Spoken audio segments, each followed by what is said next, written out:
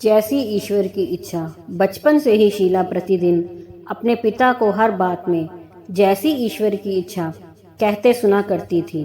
प्रत्येक समस्या के लिए ईश्वर पर उनका अखंड विश्वास रखकर निश्चित रहना देखते हुए वह बड़ी हुई थी। विवाह के पश्चात सब कुछ बहुत अच्छा व्यतीत हो रहा था, किंतु पिता के घर का भक्तिमय वातावरण पीछे छूट गया था। अचानक ही एक दिन उसके पति की कंपनी बंद हो जाने से उसका पति बेरोजगार हो गया था। कुछ दिन तो जमा पूंजी से खर्च चल गया था। उसका पति लगातार दूसरी नौकरी ढूंढ रहा था। धीरे धीरे बचा कर रखे हुए पैसे अब समाप्त हो गए थे। शीला दिन ब दिन परेशान रहने लगी थी। हाँ, इस बीच उसने अपने पिता की ही तरह ईश्वर पर भरोसा करके उन्हीं पर सब कुछ छोड़ दिया था। भगवान के प्रति उसकी असीम श्रद्धा बढ़ती जा रही थी और अब प्रतिदिन वह ईश्वर को स्मरण करती, पूजा पाठ करके ही वह दिन की शुरुआत करती थी। आज शाम उसका पति लौटा तो बहुत प्रसन्न था। उसके हाथ में समोसे का एक पैकेट भी था। घर में घुसते ही उसने शीला को नई नौकरी मिल जाने की प्रसन्नता व्यक्त करते हुए शुभ समाचार दिया। शीला भी प्रसन्न मन तत्काल हाथ मुंह धोकर घर की पहली मंजिल पर बने पूजा घर में जाकर ईश्वर को धन्यवाद देने पहुंच गई। फिर नीचे आकर उसने पानी का गिलास भरकर पति को दिया। अब अगले दिन से पति को काम पर जाना था। सारी तैयारी आरंभ कर दी गई। आज शाम के भोजन के लिए समोसा आ ही चुका था। पति पत्नी दोनों को यह स्मरण था कि अभी काम मिला है, वेतन 1 माह के बाद ही मिलेगा, किंतु अब सारी परेशानियों को सह लेने की शक्ति उन्हें प्राप्त हो चुकी थी। धीरे धीरे महीना भी व्यतीत हो चला। आज प्रातःकाल शीला ने श्रद्धा के साथ दिया जलाकर रखा, धूप बत्ती की और पिछली रात पति द्वारा दिए गए सारे रुपए एक प्लेट में भगवान के चरणों में अर्पित कर दिए। पूजा खत्म करके वह घर के कामों में लग गई।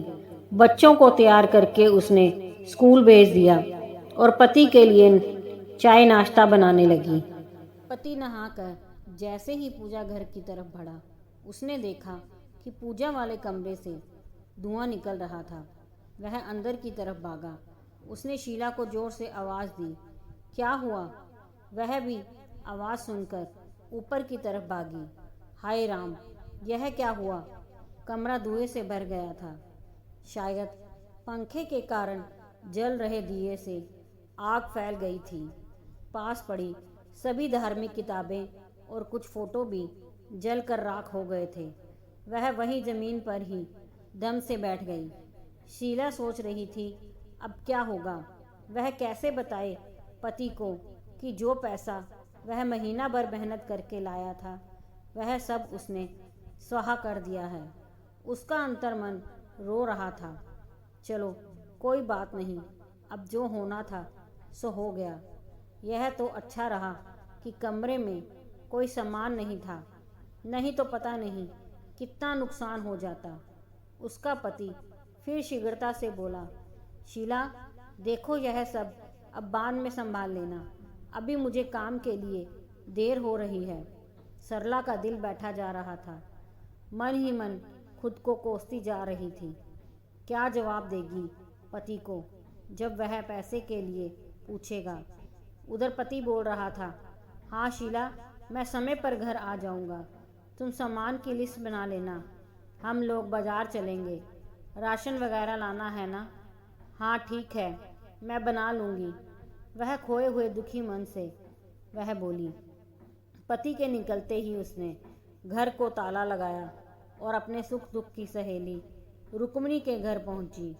उसे देखते ही शीला रोते हुए उससे लिपट गई। अरे शीला, क्या हुआ? रो क्यों रही हो? रुक्मिणी घबरा उठी। शीला से सारी बात सुनकर वह भी परेशान हो गई।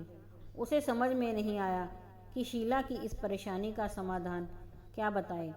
आखिरकार सांत्वना देते हुए बोली, भगवान पर भरोसा रखो शीला, वह सब प्रकार से भली ही करेंगे। शीला वहाँ से चुपचाप उठी और बोझिल कदमों से घर की तरफ चल पड़ी। घर का ताला खोलकर भीतर आते ही उसे याद आया कि पूजा घर में आग लगने के बाद उसे साफ भी करना है। वह बुझे मन से पूजा घर में जाकर बैठ गई। जले हुए सामान के बीच भगवान की फोटो उल्टी पड़ी हुई थी। उसने उसे उठाकर सीधा कर दिया। तभी अचानक उसकी आंखें फैल गई। भगवान की फोटो से अभी तक ढकी जिस प्लेट में उसने रुपए रखे थे, वहाँ सारे रुपए ज्यों के त्यों सही सलामत पड़े थे। कांच का फ्रेम होने के कारण उसने प्लेट को पूरी तरह ढक दिया था।